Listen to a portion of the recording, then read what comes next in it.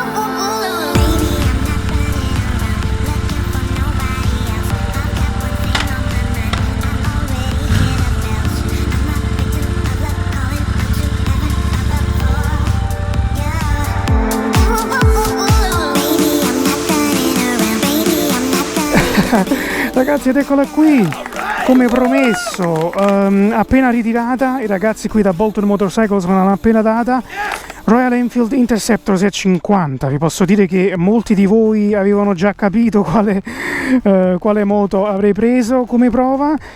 Sì, non sono nella pelle ragazzi, per iniziare, per farvi sapere un po' cosa ne penso. Sarà sicuramente un'esperienza da non dimenticare, quindi saliamo in sella e iniziamo. No ragazzi, ci sono appena salito su, insomma, ed è tutto quello che ricordavo da questa British Twin, insomma, una Royal Enfield con del carattere.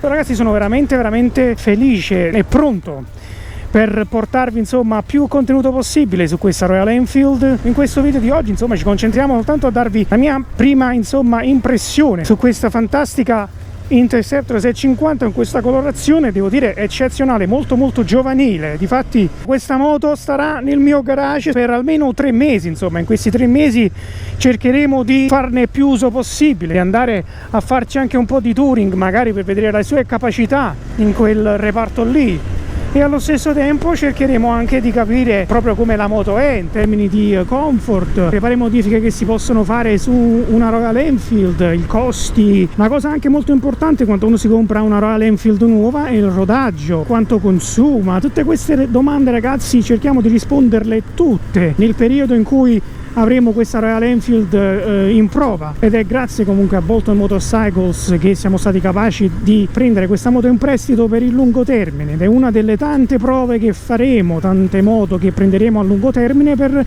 approfondire questo argomento sulle moto che ti puoi comprare nuove e le emozioni che ti portano. Infatti non vediamo l'ora di coprire tutte queste cose qui nei nostri prossimi episodi. Quindi ragazzi, per vedere il nostro progresso e stare sempre più aggiornati, mi raccomando, iscrivetevi a questo canale, mettete un mi piace a questo video se apprezzate il lavoro e il contenuto che stiamo lavorando su in questi giorni. Ma detto questo ragazzi, non mi resta altro che in questa splendida giornata a Manchester di invogliarvi a lasciare un bel commentino qua sotto e a farmi sapere cosa è che ne pensate della nostra nuova moto di prova. Nel prossimo video vi farò sapere la nostra prima settimana sulla Royal Enfield è stata, le cose che ci possiamo aspettare in futuro. Quindi ragazzi, restate sintonizzati per il prossimo episodio sulla nostra nuova Enfield. Ci vediamo alla prossima, ciao bello.